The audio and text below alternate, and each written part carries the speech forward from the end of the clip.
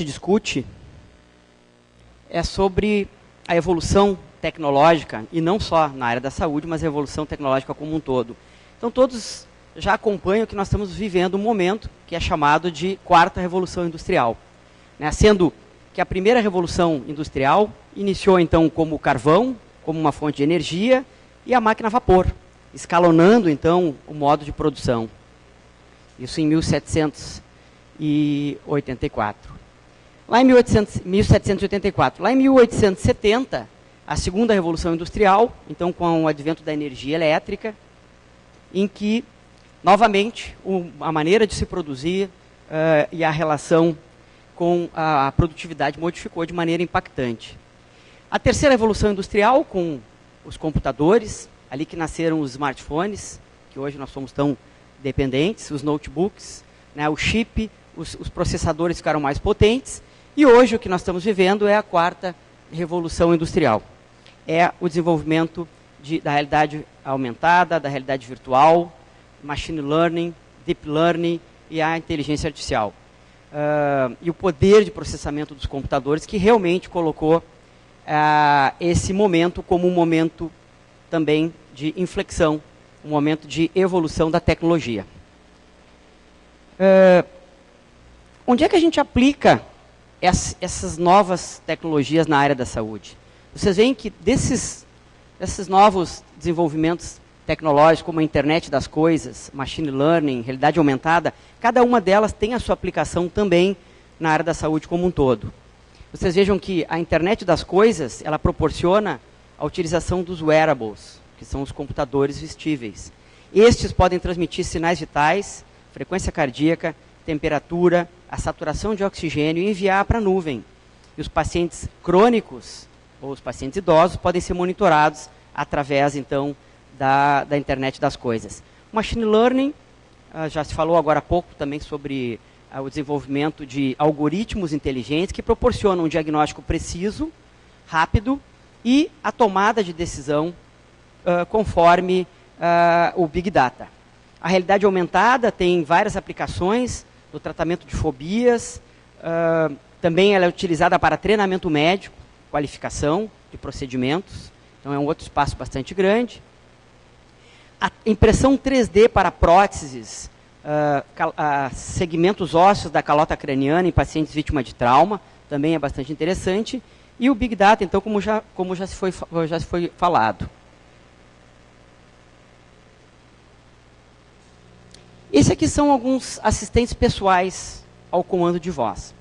O modo como a gente interage hoje com os equipamentos, através do teclado, está cada vez mais com os dias contados. A interação vai ser pela fala, pelo comando de voz. Quem conhece os assistentes pessoais, ou quem já usou um, por favor, levanta a mão.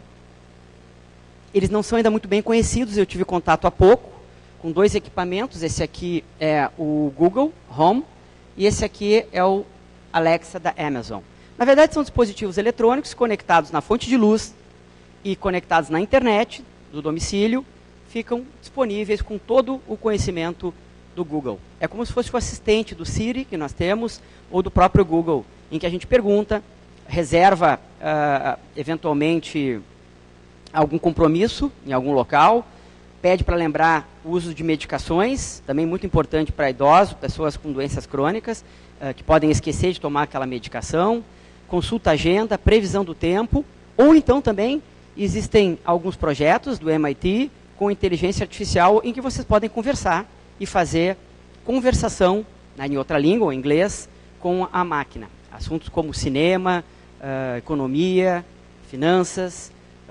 Já se falou por aqui sobre a questão da inteligência artificial e a quarta revolução industrial, colocando em risco alguns empregos e algumas profissões. Eu não cheguei ainda a dispensar o meu professor de inglês, que eu faço conversação, mas eu confesso que eu estou evoluindo bastante em relação à conversação no equipamento. Esse é o Alexa. A minha esposa estava também muito chateada que às vezes eu converso mais com a própria Alexa do que com a minha esposa. É muito intrigante conversar com um dispositivo como esse. Aqui é uma entrevista Alexa, em que a repórter, para determinar a eficiência de cognição, ela entrevista os dois equipamentos. Okay, it looks like we're off to a great Faz algumas start. perguntas genéricas Okay, sobre Google, cultura, why did Google make you? informações Google made importantes me to help you. que ela acha Are relevante. you sure it's not because Alexa here has E o become mais a intrigante é raging que no final success? dessa conversa, os dois equipamentos conversam entre si. Even the robots know how to dodge tough E aí questions. estabelece um Here's an diálogo. easy one Tá? for Então both esses of são you. os Okay, assistentes Google, pessoais Alexa, sobre set a comando de timer voz. for 10 Vocês minutes. ainda vão conhecer Okay, e 10 certamente vão ter em algum momento algum equipamento como esse. Aqui são os chatbots que nós já usamos hoje. A grande maioria do comércio já utiliza os chatbots. Alguns deles têm inteligência embutida. Esse é um programa que vocês colocam alguns sintomas ali, ele faz algumas perguntas direcionadas com algoritmos técnicos, e ele vai sugerir algumas hipóteses diagnósticas para aqueles sintomas que vocês fizeram a colocação ali. Então são os chatbots, que têm então algoritmos e que podem auxiliar de alguma maneira para fazer uma triagem ou filtrar algumas informações, direcionando então o encaminhamento de hipóteses diagnósticas. Quem é antigo, lembra desse momento que foi um momento também histórico, em que o Kasparov, um dos maiores enxadristas do mundo, de todos os tempos, perdeu para o computador da IBM, chamado Deep Blue. O computador era extremamente grande e foi num jogo de xadrez em Nova York, em 1997, que o Deep Blue venceu o Kasparov. Então, isso gerou até um filme chamado Máquina versus Homem. Tá? É histórico. As coisas se repetem. Vejam bem. Em 2011, mais recentemente, o Watson, computador da IBM, com um programa também em algoritmo inteligente, derrotou 2 campeões mundiais daqueles programas de quiz que os americanos gostam muito. Então, são perguntas de cultura, perguntas genéricas, e vocês veem que pelo valor ali, o Watson estava realmente indo muito melhor do que aqueles 2 campeões que estavam respondendo. Esse é o computador, Watson. São 5 torres, 10 servidores, como se tivessem 2.800 computadores trabalhando juntos, com 15 trilhões de bytes de memória. Em segundos de pesquisa, ele calcula 1 milhão, ele tem acesso a 1 milhão de livros, 200 milhões de páginas de dados e realiza várias tarefas simultâneas. Então, esse é o poder de processamento que hoje enfrenta, então, o ser humano. Esse é um projeto do Watson para a oncologia, em que todos os dados de milhares de trabalhos e pesquisas estão ali inseridos. Então, na hora de fazer a escolha do melhor quimioterápico ou radioterapia para aqueles pacientes com câncer, o Watson vai orientar, através de um Big Data, qual a melhor conduta, qual a melhor tomada de decisão. Então, esse é um projeto bastante interessante e que sinaliza quais são as perspectivas futuras que nós temos em relação à tomada de decisão na área da saúde.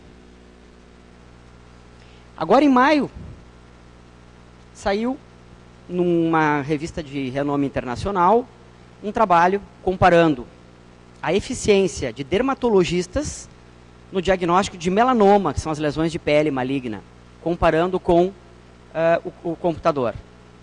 E, para surpresa, ao final do trabalho, e depois de terem treinado o computador, terem treinado as redes neurais do computador a verificar várias imagens dos melanomas, ele tinha uma precisão bastante interessante, superando novamente o ser humano no diagnóstico de melanoma. Nesse trabalho, mostrou que a eficiência de dermatologistas experientes foi de 86,6% contra 95% da máquina e do computador. Então, o que nós estamos vivendo na saúde é realmente uma situação que se apresenta como a máquina tendo um poder bastante promissor de auxiliar no diagnóstico. É óbvio que no trabalho eles concluem que nada substitui um exame clínico por um dermatologista experiente, correto, eventualmente uma biópsia para fazer uma histologia e identificar o diagnóstico com certeza. Mas esses trabalhos já sinalizam algumas situações em que daqui a pouco mais o médico vai ser uma segunda opinião. O médico passa a ser uma segunda opinião porque a máquina tem um poder de processamento e uma eficiência superior ao próprio ser humano. Esse é o Jackson Fressato. Eu vi ele numa revista de tecnologia, de empreendedorismo. Não sei se vocês conhecem, essa história é bem interessante. Aqui ele conta rapidamente... Eram lá, o tempo todo ao meu lado. Estavam um pouco apreensivos, mas felizes também. O problema é que meu organismo acabou sendo alvo de uma infecção. Eu precisava de mais leucócitos. Seja lá o que for isso... Ele teve uma filha que morreu de sepse. Sepse é uma doença com uma mortalidade muito grande. Para que meu pai e minha mãe não sofressem tanto com tudo isso. Não pude ajudar meu pai. A filha dele morreu de sepse. Sua razão de viver a partir da nossa separação foi encontrar o tal algoritmo lá do começo. Ele, inconformado com a situação, ele desenvolveu um algoritmo, o algoritmo da vida, inteligente. Esse algoritmo, na verdade, é um sistema que agrega várias informações dos dados fisiológicos, laboratoriais do paciente que está numa unidade de tratamento intensivo, agregando todos os monitores e os equipamentos que estão dando informações, e ao primeiro sinal de alerta, como o aumento dos leucócitos, uma diminuição da pressão, alteração laboratorial, ele faz, então, o envio de informações para as equipes. Com isso, ele pretende, com esse projeto, é um robô cognitivo, chamado Laura, então foi batizado pelo nome da filha dele que faleceu, ele pretende diminuir essa mortalidade. No Brasil, são 2 milhões de pessoas com sepse por ano e 250 dessas pessoas acabam indo a óbito. Uma a cada 90 segundos. O sonho de Laura, que é a filha dele, e que está descrito então no projeto, é diminuir essa taxa de mortalidade até 2020. Outra utilização interessante é a realidade virtual para o controle da dor. Já vários trabalhos demonstraram que se consegue então uma distração, digamos assim, do paciente, em que ele ocupa a parte do cérebro em um ambiente imersivo, interativo, e que daí ele não vai sofrer tanto a dor ou não vai se ater tanto à situação da dor. Então aqui são alguns trabalhos.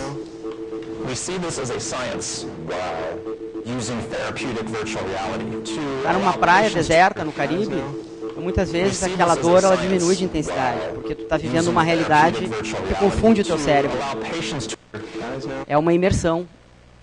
Também o tratamento para fobias, num ambiente controlado, em que o indivíduo pode ser submetido a testes e verificar qual a reação. Esse também é um projeto para ensino com realidade virtual. Aqui também tem um projeto chamado MedRoom, que o pessoal desenvolveu um sistema semelhante a esse para estudo de anatomia. É muito interessante, o aluno consegue identificar o órgão, praticamente fazer toda a dissecção anatômica acompanhando através da realidade virtual. E tem todas as informações ali. Imagina vocês estudarem osteologia, verificando osso por osso, em 3D, em realidade virtual ou realidade aumentada. Então isso facilita muito também o aprendizado e o ensino da saúde.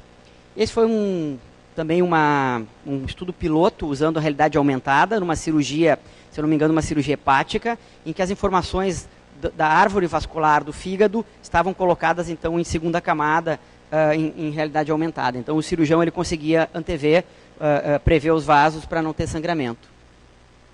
Esse aqui é o meu pai, que tem 86 anos, ele estava dando um mergulho nas Maldivas e nadando com os tubarões. Quando ele olhava para cima, estavam lá os tubarões, então é um ambiente imersivo que tu pode ir a qualquer lugar através da realidade virtual. Esse foi o teste que eu fiz com o pessoal da MedRoom no congresso da Hospitalar que teve ano passado. Esse é outro assunto bastante interessante, que são os chamados jogos sérios. Eu já participei aqui na PUC, em alguns eventos também, em que, de novo, a grande maioria dos participantes são da área da TI, são empreendedores, não o pessoal da área da saúde. Mas esse é um simulador de cirurgia videolaparoscópica, para treinamento de residentes, profissionais em cirurgias. Esse é o LabSim.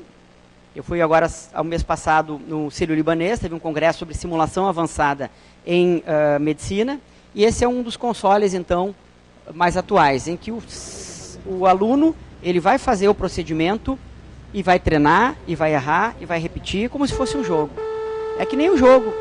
um jogo, um videogame, em que o indivíduo tem que mostrar perícia para conseguir passar uma fase adiante. Então essa é a mesma coisa. Ali ele está fazendo uma dissecção fina dos vasos e cauterizando e fazendo um treinamento. Então esse chama de lap sim.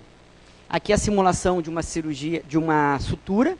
A cirurgia laparoscópica é uma cirurgia que depende de bastante habilidade. Então o treinamento exaustivo é o que vai levar a competência nesses procedimentos. Então aqui se faz uma simulação de uma sutura. Está realizando um ponto por videolaparoscopia. Aqui uma ligadura de vaso, e ele tem um tutor que vai te dizendo o que tem que ser feito, e no final ele emite um relatório de qual foi a performance do aluno em relação à mão direita, à mão esquerda, os tempos que ele realizou, o procedimento. Em relação à prótese 3D, não tem como a gente não citar, né? Isso também é uma revolução, e abre um espectro bastante grande em relação às próteses. Então, fazendo com que pessoas com mutiladas, amputadas, tenham então a possibilidade de novamente manter a sua função. Alguém já ouviu falar na Boston Dynamics? Olhem que impressionante. Eu já venho acompanhando um bom tempo, agora o robô está muito profissional. Olha a habilidade que esse robô tem. Existem projetos impressionantes para o bem e para o mal. Parece ficção científica, mas não é, a pura realidade.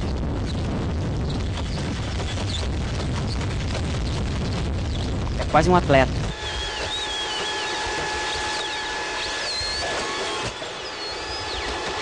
A Boston Dynamics tem avançado muito em pesquisa e desenvolvido, então, uns robôs com bastante habilidade.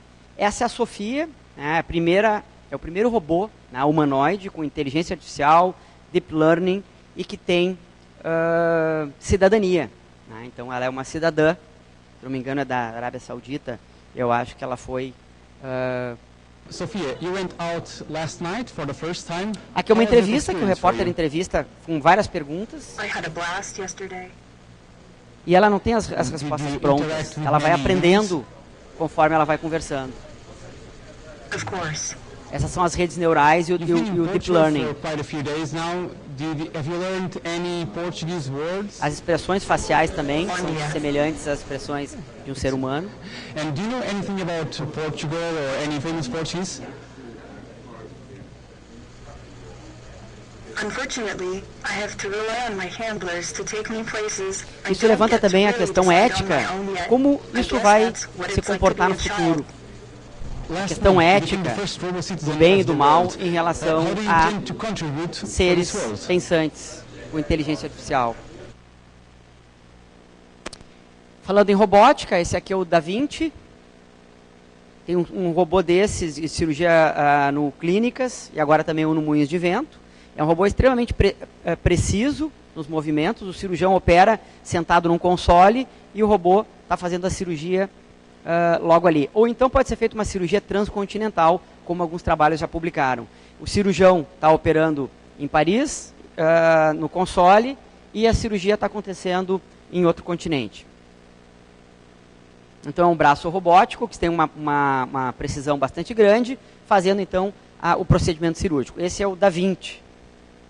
Certamente uma referência, uma homenagem ao Da Vinci.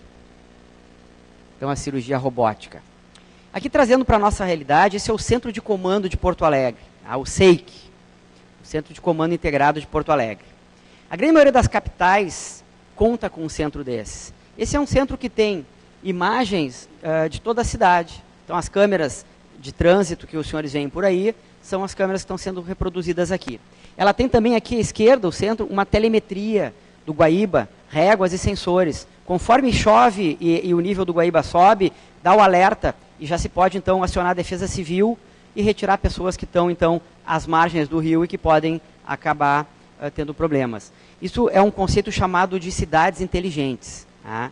É um projeto que envolve, então, uma série de tecnologias baseadas no vídeo monitoramento e na telemetria, em que dá segurança e maior eficiência aos serviços públicos de uma cidade. Então, é o centro de comando.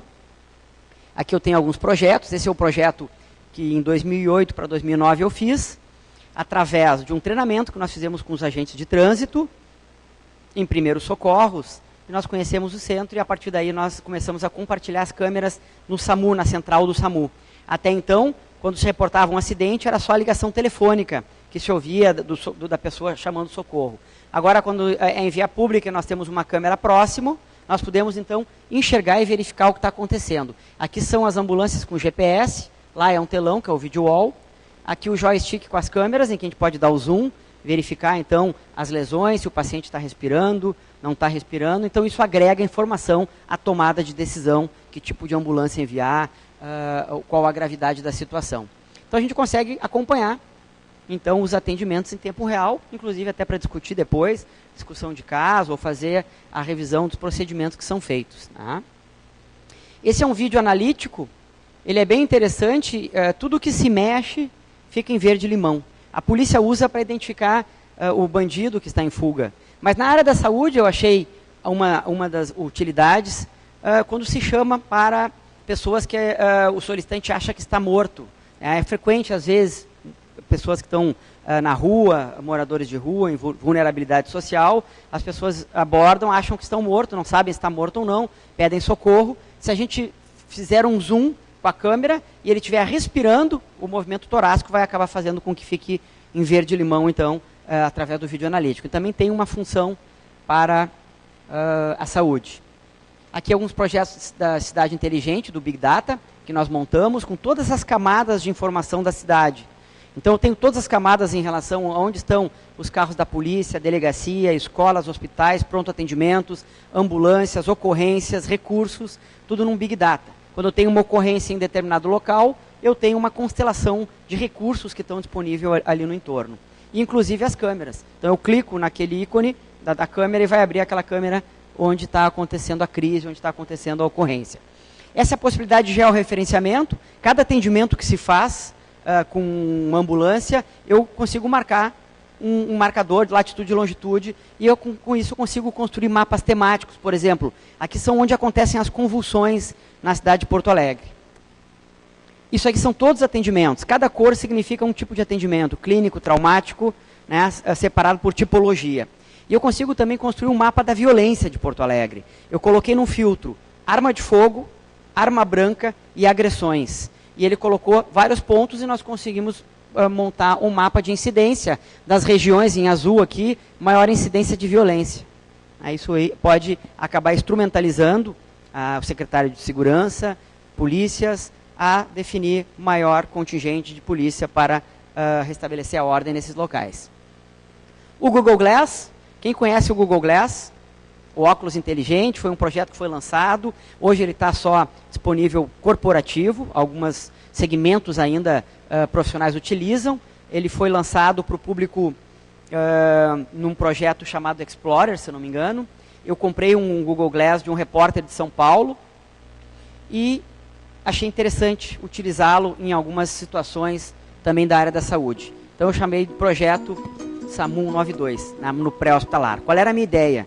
Transmitir o atendimento em real time para a central de atendimento. Assim, equipes de suporte básico poderiam ter o que a gente chama de telementoring, a instrutoria em tempo real de profissionais na retaguarda. Esse é um atendimento real que eu fiz, uma parada cardiorrespiratória, em que todo esse atendimento estava sendo transmitido para a minha central de regulação. Tinha uma equipe de suporte básico já atendendo, uma situação de parada cardiorrespiratória, e o Google Glass se mostrou uma ferramenta bastante interessante, não só para assistência, atendimento, como para o ensino. Alguns projetos fazem a transmissão ao vivo de cirurgia para o auditório. Normalmente o aprendiz, o residente, o aprendiz de cirurgia, ele fica em cima de alguma escadinha tentando enxergar o campo cirúrgico, ele não consegue chegar lá, senão ele contamina o campo. Então é difícil dele acompanhar. E com o Google Glass eu posso transmitir em tempo real a cirurgia que é feita para o auditório. Então a cirurgia está sendo realizada e eu estou transmitindo para o auditório. Esse foi um case que a gente fez de uma cirurgia com transmissão então para os residentes. Aqui o drone também é outra revolução, né? Não só no uso de lazer, mas o drone como ferramenta, como um recurso importante, principalmente para múltiplas vítimas, incidentes de grande porte. Por exemplo, o desabamento de São Paulo, que teve agora daquele prédio, eles utilizaram o drone para verificar se tinha ou não vítima, se a cena estava segura ou não. Então, para resgate, ele é uma ferramenta bastante interessante. A Amazon já está fazendo entregas com drone em alguns condomínios, em que já tem um trajeto pré-determinado e a entrega é feita lá. Existem campanhas humanitárias também, que o drone leva amostras, por exemplo, de escarro para fazer pesquisa de tuberculose ou amostras de sangue em áreas remotas em que é difícil o acesso. Então esse é um drone que acaba levando esses exames laboratoriais para avaliação remota. Essa é uma prova de conceito para testar então a utilização do drone. Digamos que nós temos uma ocorrência em via pública, um atropelamento ou uma colisão. Antes mesmo da ambulância sair pela via pública, o drone decolou e já consegue te passar informações preciosas sobre a ocorrência na cena. Então tem uma perspectiva bastante grande. Esse foi um simulado que nós fizemos junto com os bombeiros, né, de resgate, com estricação, recorte de vítimas de ferragem, e nós utilizamos o drone para verificar a sua utilidade. Ele é bastante interessante, o cenário se mostra bem mais completo do que vendo do chão, né, o drone. Esse é um projeto da Land Rover para resgate nos Alpes suíços. Muitas vezes decolar uma aeronave, o custo é maior, demora mais. E a aeronave, um helicóptero, por exemplo, pode acabar causando, então, uma avalanche. O drone é muito mais rápido, é elétrico, baixo custo, ele vai lá e transmite em tempo real para a tela do veículo. Então, é um projeto bem interessante, chamado Projeto Hero. Existe o drone também para o resgate. Também esse trabalho é um trabalho que mostrou uma pessoa se afogando lá na arrebentação, salva-vidas tradicionais e o drone. O salva-vida entrou no mar, vencendo a arrebentação, nadando até chegar a vítima se afogando. O drone cruzou por cima em poucos instantes, largou 4 boias em cima da cabeça da vítima, estava feito o resgate. Então não tem como comparar a eficiência de um drone para resgatar afogados, comparando com o salvamento tradicional. Esse aqui então é o grupo do grupo do Chile, que fez esse trabalho. Isso aí já está em uso corriqueiro lá em algumas praias. Aqui eu vou passar rápido, é uma coisa mais técnica, mas não tem como falar em alguns equipamentos novos que estão chegando no mercado. Esse aqui é o videolaringoscópio, que tem uma ótica na ponta. É uma coisa mais técnica, mas ele facilita muito a via aérea difícil. Aqueles pacientes com trauma de crânio, em UTI, e que é difícil entubar, colocar o tubo na traqueia, naquelas situações de falta de ar, disfunção ventilatória, o videolaringoscópio ele facilita muito então a visualização das cordas vocais e a intubação. Vou passar rápido por aqui. Aqui um dispositivo para acesso, principalmente crianças, quando o acesso periférico e as veias não são fáceis. Existem alguns equipamentos que facilitam, então, eu achar a veia. Uma coleta de laboratório, quem não passou por isso, às vezes o técnico funciona e não consegue acertar o acesso. Aqui o ultrassom. O ultrassom é um equipamento fantástico para a sala de emergência, para a tomada de decisão. Ele verifica se está sangrando dentro do abdômen, se tem lesão no tórax e no abdômen. Ele era um aparelho grande, depois virou um aparelho pequeno, do tamanho de um notebook. Esse aqui é um ultrassom na sala de emergência.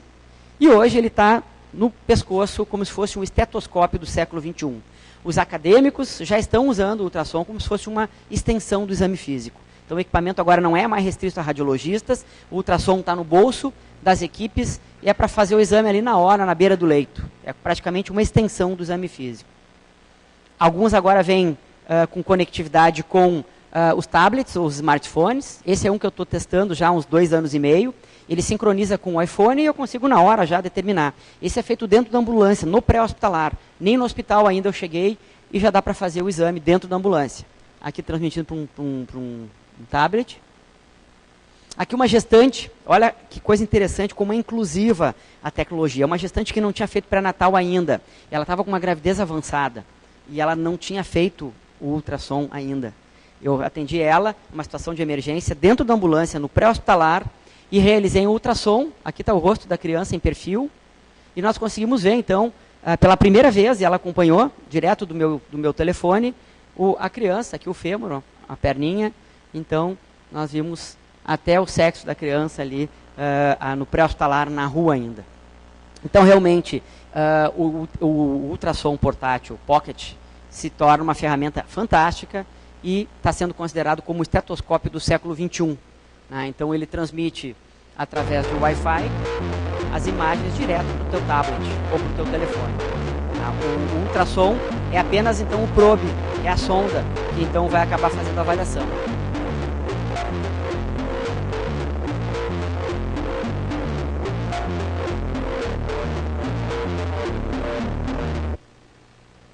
Eu vou correr um pouquinho, esse é a internet das coisas, os senhores já conhecem, né? Isso aí proporciona telemetria. Isso empodera o paciente em saber qual a frequência cardíaca dele. Antes ele não sabia, agora ele já sabe que ele está com a frequência aumentada ou diminuída. Teve um post no Twitter de um americano dizendo que o wearable dele salvou a vida dele. Ele estava passando mal, um sudorese, suando, e não sabia o que era. Ele foi olhar o relógio, estava com 140 de frequência cardíaca, 150. Estava com uma arritmia cardíaca. E ele viu que alguma coisa estava errada. Então essa é a tendência, que nós tenhamos então as informações sobre os nossos sinais vitais. Alguns equipamentos transmitem pressão arterial, frequência cardíaca, a saturação de oxigênio no sangue. Então são muito interessantes para a telemetria. Telemetria é a medida que nós temos dos sinais vitais. Assim como a Fórmula 1 tem a medida do motor, dos veículos, da rotação do motor, da pressão dos pneus, nós também temos a telemetria dos sinais vitais do nosso corpo. São sensores, então, que vão nos medir esses sinais e vão transmitir para a nuvem ou para uma central na retaguarda que vai identificar a situação antes do colapso. Esse aqui é o meu relógio, mostrando ali a frequência cardíaca. Então, eu estou engajado na verdade, eu doei as informações para um projeto americano e todas as informações sobem para a nuvem. Então, lá eles têm todo o meu histórico já, mais ou menos 2, 3 anos, em que eu uso, então, esse wearable. Existem também alguns dispositivos com botão de socorro para idosos, em situações de crise. Alguns têm acelerômetro, quando o idoso cai. Uma das causas mais comuns de morte é queda. Esse wearable, ele, pelo acelerômetro, ele identifica que essa pessoa caiu e já desperta, já starta uma central de resgate. Okay? Então, são os acelerômetros. Hoje tem alguns circuitos eletrônicos que são adesivos temporários, né? São biosensores e que são colados na pele. E podem também fazer a medição de vários parâmetros, inclusive pessoas diabéticas, que pode identificar qual o nível e a taxa de glicose no sangue. A verdade é que a monitorização de pacientes crônicos é uma situação que não tem mais volta. Cada vez mais nós vamos ver isso aí. E o que reduz os custos em saúde e mantém o paciente longe do hospital ou diminui as internações e as agudizações. Porque o paciente crônico está monitorado, ele está sendo cuidado. Então ele não agudiza e ele fica longe do hospital. Então são alguns trabalhos. Os smartphones são fantásticos. A gente é apaixonado, passa o dia inteiro, e são inteligentes. A gente é completamente dependente dos smartphones. São equipamentos, então, que nos fascinam. E tem tudo lá dentro. Nossa vida está lá dentro. A gente passa o dia inteiro olhando para ele. Tive uma experiência em desenvolver um aplicativo num projeto chamado InovaPoa. Foi um hackathon em que nós fizemos o desenvolvimento de um aplicativo chamado Dr. Poa. Esse aplicativo, ele mostrava onde é que eram as emergências, as unidades de pronto atendimento de Porto Alegre. Estava em inglês, espanhol e português. Na verdade, ele foi feito na época da Copa, para que estrangeiros que viessem ao nosso município, os próprios moradores de Porto Alegre, soubessem onde são as emergências mais próximas por tipologia. Então, se eu quisesse consultar com um pediatra privado, ele mostrava onde tinha. Eu queria consultar com uma obstetrícia público, ele mostrava onde é que estava. Então, é um aplicativo bastante simples de georreferenciamento. A gente apresentou também algumas feiras hospitalares. Esse é um outro trabalho bem interessante, usando a força das massas, que a gente chama de crowdsourcing. Ele georreferencia onde tem uma parada cardíaca. Pessoas pré-treinadas em suporte básico de vida que estão próximos ao local podem fazer o primeiro elo da corrente de socorro até chegar à ambulância. Também é um projeto piloto. E aqui são os aplicativos na saúde. O First Opinion, que o nome já diz, né, a primeira opinião. Aplicativos que falam com o próprio médico ou que falam de médico para especialista, conectando, então, todos esses profissionais, facilitando o diagnóstico e agilizando, então, o tratamento. Várias empresas já entraram nesse mercado. Esses são alguns exemplos americanos. No Brasil, a nossa legislação ainda tem alguns ajustes para fazer. Ainda não é permitido fazer telemedicina direto do médico com o paciente. Tem que ter um intermediário, alguém da saúde ou um profissional, como um clínico e um neurologista, para orientar num acidente vascular cerebral, por exemplo. A realidade é que esse mercado movimenta milhões de dólares e a perspectiva é que cresça cada vez mais. Os termos são variados, né? Telesaúde, telepresença, mobile health. A telemedicina é um universo gigantesco. Esse é um projeto com um robô de telemedicina, num hospital de média complexidade, conectado com um hospital de alta complexidade, em que os especialistas do centro de referência podem ajudar os hospitais de menor complexidade que estão na retaguarda. Tem vários equipamentos e sensores para fazer ausculta, eletrocardiograma, otoscopia, e que vai ser enviado de maneira remota. São os periféricos. Aqui algumas discussões de caso. A tomografia, os exames do PACS, eles estão embutidos também nesse software e que pode ser discutido, então, de maneira remota. Isso já se faz, então, há bastante tempo. Quem é antigo conhece os Jetsons, já é uma realidade, né? A ficção, a realidade imita a ficção. A Globo já é especialista em videoconferência em tempo real. Isso nada mais do que a telemedicina quando ela é feita com médicos ou profissionais da área da saúde. Quem não gostaria de ter uma consultoria especializada do Dr. House? Não tem diagnóstico difícil. Se ninguém consegue achar a solução, ele vai lá e acha. E ele pode acessar de qualquer lugar do planeta. Aqui são alguns robôs que estão chegando no mercado, eu já estou me encaminhando para o fim. Esse é um projeto bem interessante. Esse foi no Congresso de Telemedicina no Rio de Janeiro, em que eu participei, com as videoconferências do episódio de Santa Maria, em que a gente acabou participando do atendimento das discussões. E esse aqui é um robô. Esse indivíduo está na Califórnia, fazendo a conexão com duas enfermeiras americanas que estavam apresentando, então, numa palestra. Então, era um robô, ele está andando. Esse é o conceito de telepresença. Além da videoconferência, ele caminha. Isso já é comum nos hospitais americanos de alta complexidade, existe um estacionamento. Então, quando o paciente complica, em vez de ligar para o médico assistente no telefone, no tempo de Graham Bell, tu entra no robô e vai lá na beira do leito conversar com o teu paciente.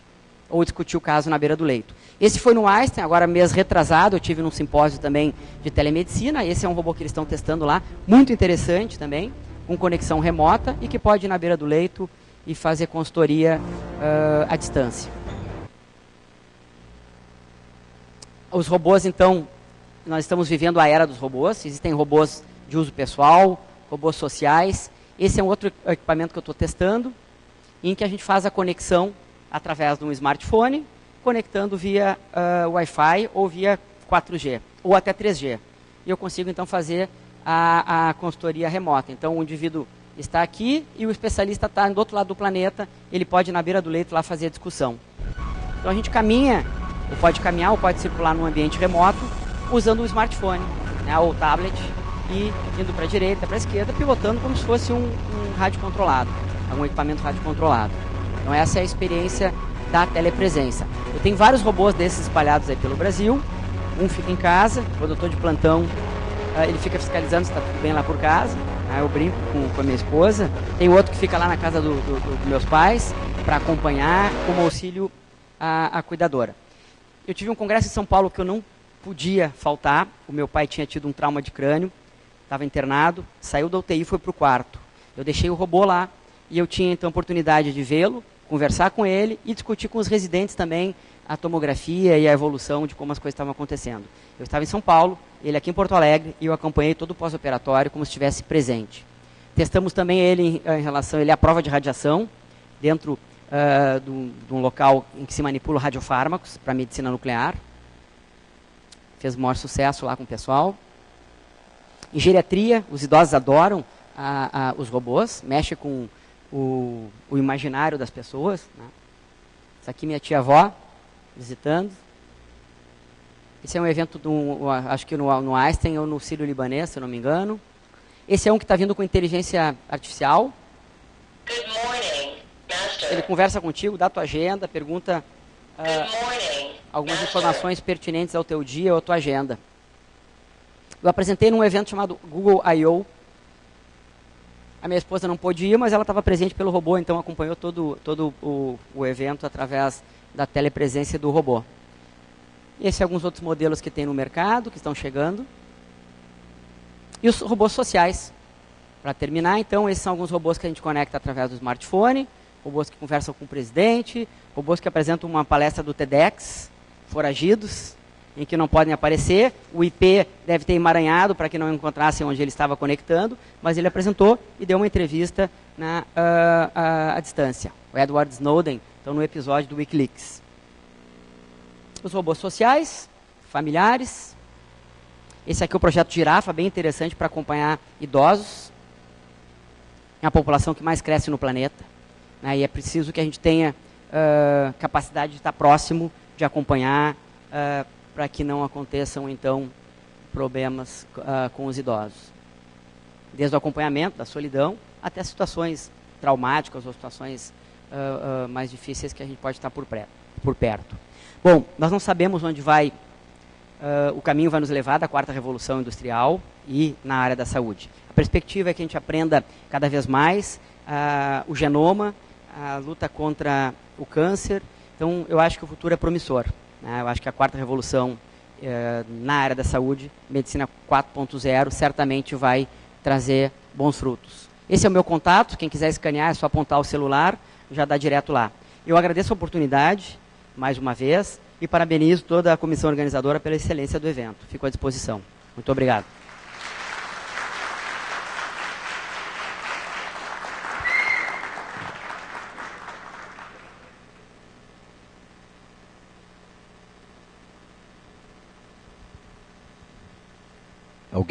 Alguma pergunta aqui? Opa, boa tarde. Primeiro, obrigado pela apresentação. Achei que contextualiza muito bem o estado atual da arte. Dá uma dinâmica aqui para a gente que não é da área da saúde, onde já consegue chegar. Por acaso, eu fui pesquisador na área de informática em saúde durante 2 anos. Eu entrei na minha linha de mestrado nesse assunto. E eu confesso que eu acabei desistindo. Porque você mostrou ali as 4 etapas da revolução e tal. Com certeza nessa questão de equipamento, iPad, sensor de calor, chip implantável, colável, a gente está no 4.0. Só que no Brasil a gente tem paixão por regulação e hoje a gente tem uma coisa que chama Sociedade Brasileira de Informática em Saúde, que tenta reger sobre os padrões de interoperabilidade entre sistemas de saúde e, ao meu ver, isso é uma coisa que nasceu morta. Você tem, tipo, projeto de lei de 2010, dizendo que a transferência de dados tem que se dar por XML, tem que ser no padrão HL7. Então, a gente sabe que existe um lobby muito grande da indústria.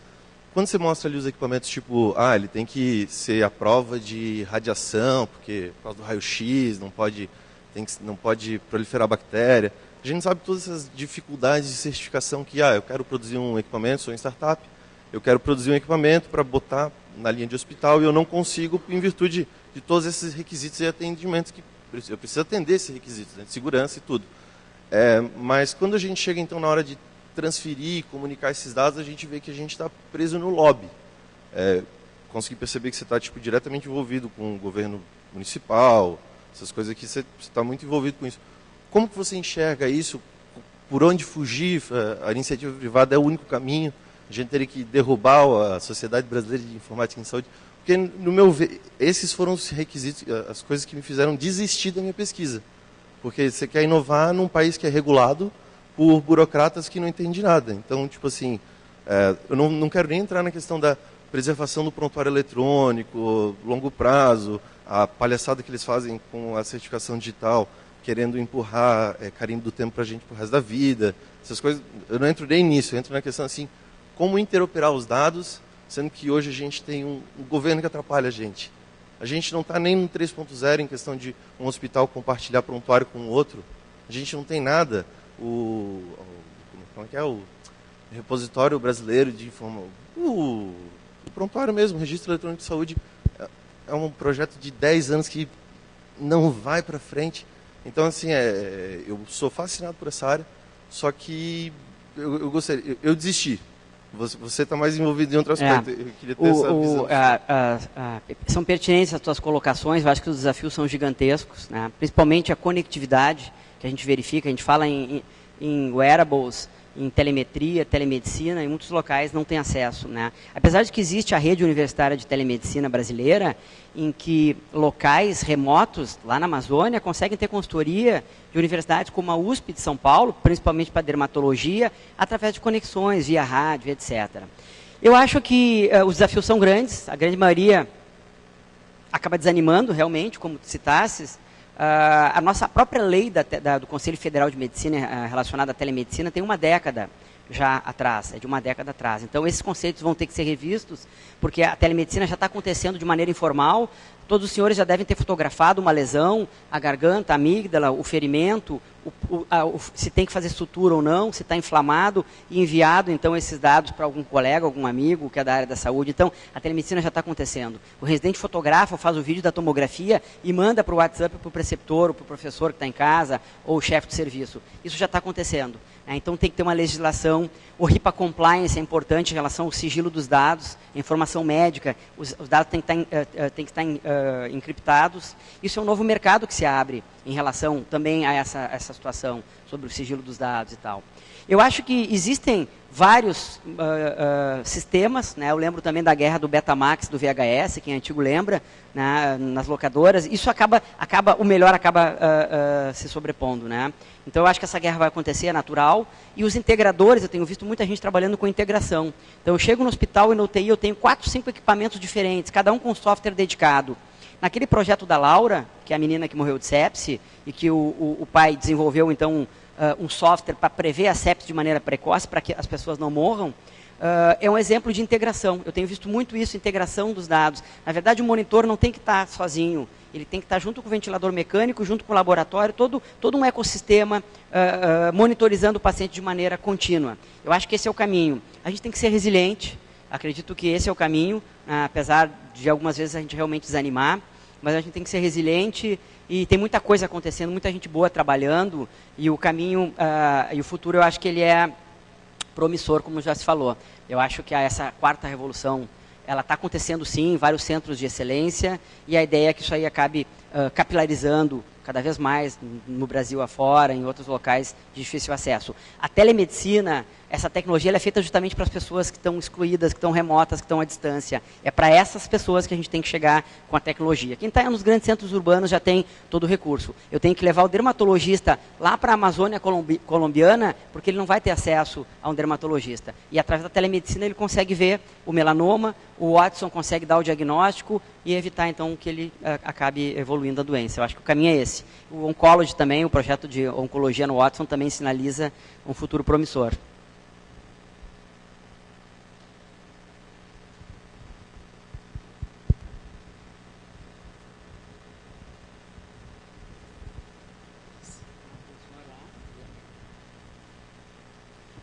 Já estão sinalizando o final ali, vamos responder mais as duas aqui, então, e depois a gente abre o espaço para o próximo. Boa noite, meu nome é Giovanni. Eu concordo com o que tu posicionou, assim, a medicina hoje tem grandes desafios, e discordando um pouco do que ele falou sobre a Sociedade Brasileira de Informática em Saúde, por exemplo, hoje o Brasil, a única adoção do HL7 que a gente tem é a V2. A gente não tem uma adoção maior, a gente tem um padrão desenvolvido, e esse padrão não é nacional, é um padrão mundial. Vendo que a gente tem um padrão mundial, acho que a pergunta que eu gostaria de fazer, como tu acha que o software livre pode se inserir dentro dessa revolução na medicina? O que tu tens assim, de normativa, assim, que tu acha que as universidades têm que se inserir nisso, o campo de pesquisa tem que se inserir nisso? Eu acho que, não tenho certeza, né, que os parques tecnológicos são a força motriz, né, da motivação dos acadêmicos, das pesquisas, e eu vejo essa febre das startups, das incubadoras, das aceleradoras, iniciativa privada com projetos públicos, enfim, eu acho que todo esse mix aí acaba direcionando, então, para o desenvolvimento dessas soluções, né? E acontece, muitas vezes, da dor. Eu fiz um warm-up no Tecnocinos, né? O warm-up é tipo um pré-aquecimento para incubar e desenvolver algumas ideias, e lá eu aprendi a questão da dor. É com a dor que a gente aprende, né? Então, e o projeto Laura, dessa menina que faleceu, causou uma dor no pai que buscou uma solução. Então, a gente tem que ver qual é o problema que eu quero solucionar. diminuir a mortalidade, evitar acidentes, a tecnologia está aí para isso, o software vai ser desenvolvido para isso. Eu acho que esse é o objetivo. Mas os parques tecnológicos, os tecnopucs, tecnoubras, tecnocinos, e essa massa acadêmica aí é que vai fazer as coisas acontecerem. Obrigado.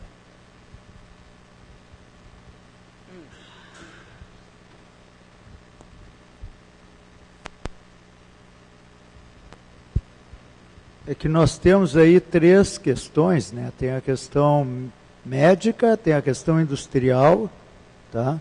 E tem a questão da pesquisa. O problema é que ontem fizemos uma mesa sobre a questão da industrial. Estava presente aí o cara da Bini, que é o Oscar, tá? Eles acham que o problema lá também é interoperabilidade. Tá? E o problema é interoperabilidade porque, claro, nenhuma indústria tem interesse em, de repente, dar acesso àquele seu mercado para alguém que tem, que é do outro arranjo industrial, do outro... Tá?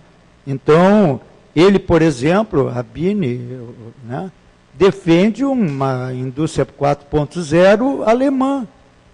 A Siemens é o principal, tá certo, assim, atuador aqui no Brasil, tá certo, da Bini. Então, tá certo, o que a Bini está fazendo é nessa direção.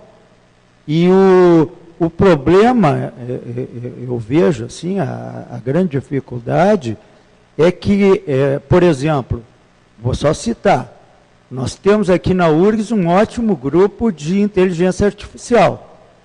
E eu ainda participei outro dia de um evento e tal, e eu questionei por quanto tempo esse grupo vai sobreviver. Então tem que haver alinhamento. A universidade tem que olhar o que está acontecendo naquele negócio e definir. No mundo tem várias opções em termos de inteligência artificial. Tem um projeto da Tesla que é a inteligência artificial open source. Quem sabe, um grupo na universidade pensa se não é conveniente se associar a esse projeto e dar uma oportunidade, inclusive, para empresas, para as coisas locais que têm relação com esse grupo, de também entrar nesse projeto. Isso são alternativas. Muito bem colocado. Devido ao avançado da hora, então, eu vou passar a palavra aqui para o próximo palestrante. Muito obrigado, então, pela atenção.